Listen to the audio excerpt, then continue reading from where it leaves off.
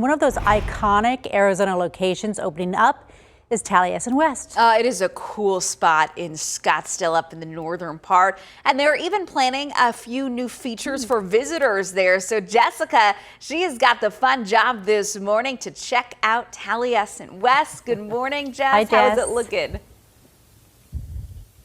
Good morning. Yeah, you really can tell you're in a special place when you come out here. There's just acres and acres of property, and the home here is beautiful. For a lot of people who might not know, this was the original winter home of architect Frank Lloyd Wright, and Jeff joins us this morning.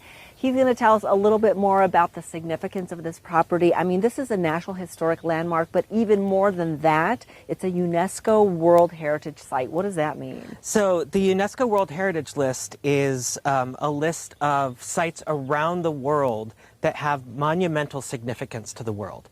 So there are only 1,200 or fewer than 1,200 UNESCO World Heritage Sites in the world, 22 others here in the U.S. So we're joining sites like the Grand Canyon, the only other one here in Arizona, Statue of Liberty, Taj Mahal, Pyramids of Giza. This is on the list with those important sites. It's just incredible. And we took some video earlier, and we'd love to show everybody just how special the property is on the inside. I mean, this is some of his original designs, but also the furniture is so unique. Yeah, and this was a site that Frank Lloyd Wright, designed and built for himself and his family and his Taliesin Fellowship.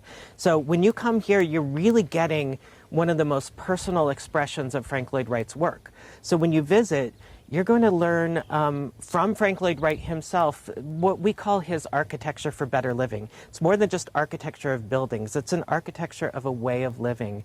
And what you get out of this experience is an understanding of the beauty, but also an understanding of how Frank Lloyd Wright suggests that we have deeper connections with the world around us, deeper connections with nature, this kind of blurring between whether you're inside or outside, you always stay connected to the natural landscape, deeper connections to art and beauty.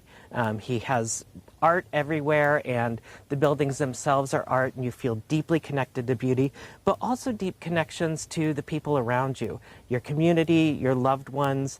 He designs so you can connect with them in a more meaningful way. And so now you're opening tours back up daily, Yes. and those are selling out. Yeah, we are still at limited capacity because, the most important thing is that we keep both our staff and our visitors safe. So we have still smaller groups than we would have had normally, so you can space, and we have a mask requirement, sanitizing stations, everything that the CDC recommends we're going to continue to do until they tell us otherwise. Well, absolutely stunning and very beautiful. Thank you so much for inviting us out this morning. Anytime. I love the fact that you come here and you learn that he used nature and poetry in a lot of his work, and that inspiration is taken and passed on to architects all over. And I Googled something because I wanted to know, what does Taliesin mean? It's actually a Welsh name. It means shining brow. Oh. I just did that so I'd look smart. I'm impressed. Very interesting, and it is very much a shining spot right here in the valley. Beautiful views there, and just the architecture alone is incredible.